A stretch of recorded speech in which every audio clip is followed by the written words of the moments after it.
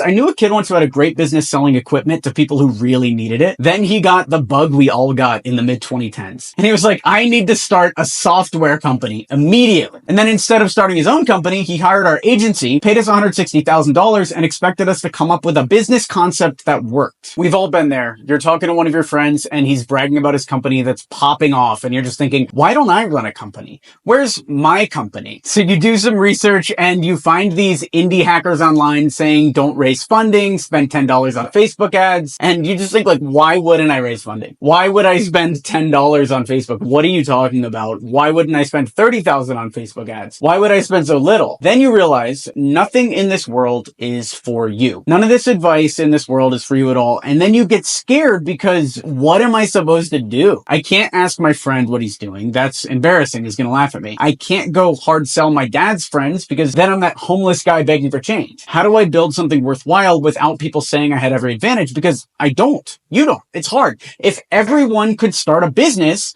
then everyone would. But it's not as easy as going to an agency and spending whatever they say. You still end up with a business that at the end of it is not what you want. And now you've broken the trust of whoever gave you that money. So what do you actually do? That's what this video is about. Step one is decide exactly what you want to build or do. You know what you don't want? You don't want to run shipping lanes through Middle Eastern countries. You don't want to do M&A deals to buy mines in South America or sell latex gloves to dentists. Everything you want comes from something you saw, a movie, a story, a friend. You see Social Network and all of a sudden you want to be Zuckerberg. You see SpaceX and you want to be Elon. Your cousin sells wine and everyone loves him and maybe now you want to sell wine. And that's completely okay because you have to start somewhere. You think your grandpa was successful because he had the greatest app idea in the world? Or did he just decide to sell something and do the same thing over and over again, just getting better every time? Generations ago, the people we all look up to, they got hated too. Whether they were poor or rich, everyone hates these guys at first. The guy you're trying to become isn't liked until he wins.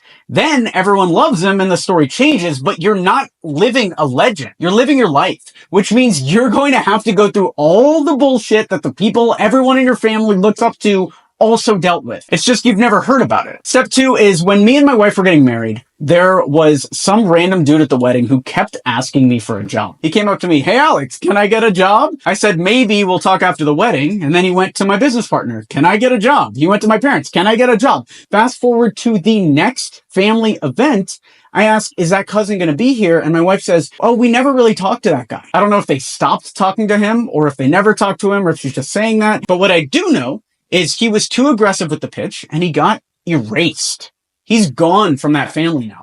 And that's a very real thing that could happen, and we don't want it to happen. So you don't want to be the schemy MLM scammer trying to sell all his friends on a fiduciary family office management business. That's going to leave you with nothing at the end of this. Instead, you need to identify two key figures. The first is the guy with the messed up son who desperately wants an heir. You get in with that guy by asking him about his business in a low-key, non-annoying way. Butter him up a little like, hey, you built a whole empire. It's super impressive. What made you do it? Treat it like you're interviewing him for Forbes or like writing a biography. The love he's not getting from his own child, he will gladly give to you. And when that happens, doors open that your own parents could never open for you. And that guy could never open for his own son, but he'll do it for you. That's how the system works. The second type of person you want to look for is the other kids like you. The ones obsessed with business, running schemes, moving vintage stuff, selling stuff, getting into watches, always thinking about the next angle. You don't want the drug dealer kid, but you want the kid who's drug dealer adjacent. You know what I'm saying? Not actively dealing, but could if he wanted. These are the ones you can actually scheme with. They can't remove you from the family because they're already halfway out the door. They're your potential business partners, and the first guy is your funder. And if you accidentally burn him, who cares? He's not your dad. You can still go to Christmas with your parents. And the second guys aren't your brothers. So again, if you mess up,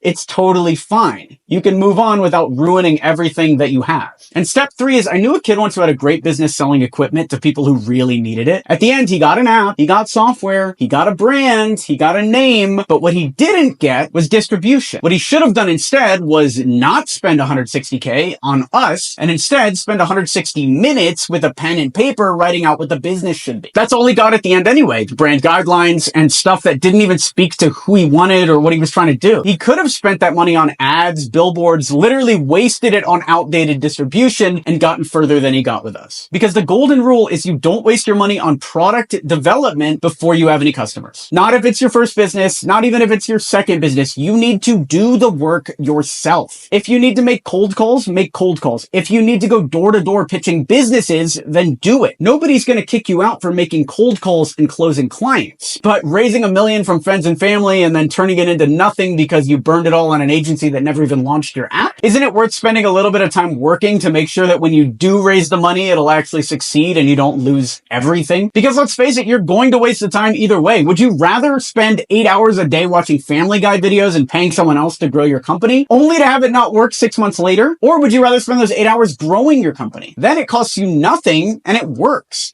And that's money now that you can spend on real distribution. Inside this thing, you get a one-on-one with me so we can break it down together. You get 6 calls a week where we go through each of the things you need to do to grow your business in detail, step by step, with accountability to force you to actually do the work. And then you're also in a community of people like you who actually want to succeed. If that sounds like something you want, then apply to Galadon Gold. If it makes sense, you can join and we can finally get you building something that's going to move the needle for you. To do that, go to galadon.com/gold and apply now. In a second, I'll recommend another video that I know you're going to love. Comment down below what you thought of this one, subscribe for more, and I'll talk to you soon.